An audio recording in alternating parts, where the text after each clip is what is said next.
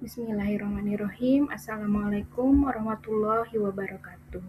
Saya Nur Arifni Taufika dengan nomor NIM 0301524904. Saya mahasiswi Universitas Al-Azhar Indonesia angkatan 2024, jurusan Manajemen Fakultas Ekonomi dan Bisnis. Saya akan memaparkan mengenai perkembangan luar biasa di sektor keuangan kita, yaitu bagaimana antusiasme dan strategi pasar modal syariah di tahun 2026. Kita akan melihat bagaimana instrumen yang dulunya dianggap alternatif kini telah berubah menjadi tiang utama ekonomi nasional kita. Potret pasar modal syariah tahun 2026 memasuki tahun 2026 ini, wajah pasar modal kita sangat positif dan ekspansif. Kita tidak lagi bicara soal pasar niche atau pinggiran. Berdasarkan data terkini, pasar modal syariah telah membuktikan sebagai penggerak pertumbuhan ekonomi nasional yang sangat signifikan.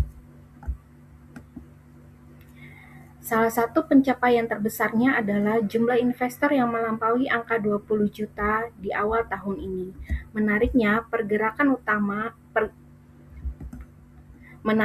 penggerak utamanya adalah anak muda, yaitu Gen Z dan milenial yang menyumbang hampir 50% dari total investor baru. Mereka memilih syariah bukan sekedar ikut-ikutan, tapi karena ada keselarasan nilai etika dan kemudahan akses digital. Selain itu, peran investor perempuan juga semakin mendominasi, terutama pada produk sukuk tabungan.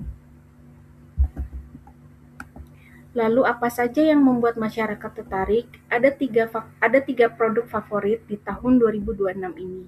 Yang pertama adalah ETF emas, yaitu yang memudahkan orang dalam berinvestasi emas melalui bursa. Produk yang kedua adalah green sukuk retail yang selalu oversubscribe karena tingginya kesadaran masyarakat akan isu lingkungan. Dan yang ketiga, saham syariah itu sendiri, di mana pilihannya sekarang sudah lebih dari 600 emiten dalam indeks saham syariah Indonesia. Kepercayaan masyarakat ini lahir dari kinerja yang stabil. Saat ini, kapitalisasi pasar IISSI sudah menguasai lebih dari 56% dari total pasar saham. Artinya, sebagian besar penggerak pasar saham kita didorong oleh instrumen syariah. Nilai transaksinya pun sangat kompetitif, yang menunjukkan bahwa pasar kita sangat liquid dan aktif. Kalau kita bedah, ada 3 faktor pendorong utama. Yang pertama, faktor teknologi atau digitalisasi yang memudahkan pembukaan akun secara online. Faktor yang kedua adalah faktor edukasi, melalui program sekolah pasar modal syariah yang masif hingga ke pelosok daerah. Dan faktor yang ketiga adalah faktor suku bunga. Dengan prediksi BI rate di level 4,25%, investasi di saham dan sukuk menjadi jauh lebih menarik dibandingkan sekadar simpanan deposito.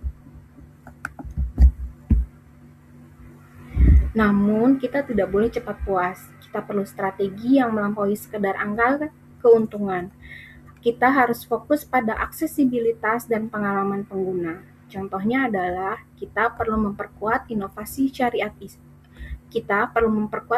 syariah first seperti wakaf saham, di mana dividen bisa otomatis diwakafkan. Cara ini bisa masuk pada sisi spiritual masyarakat kita. Selain itu, kita memerlukan juga fitur micro investing agar orang bisa mulai berinvestasi bahkan hanya dengan Rp5.000 saja.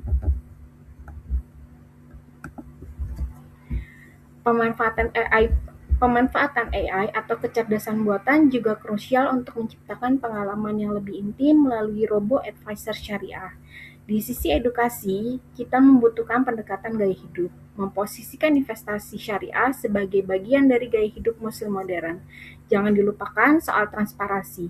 Investor harus bisa melihat dengan jelas bagaimana dashboard kemana uang mereka dialokasikan, terutama untuk proyek-proyek ramah lingkungan.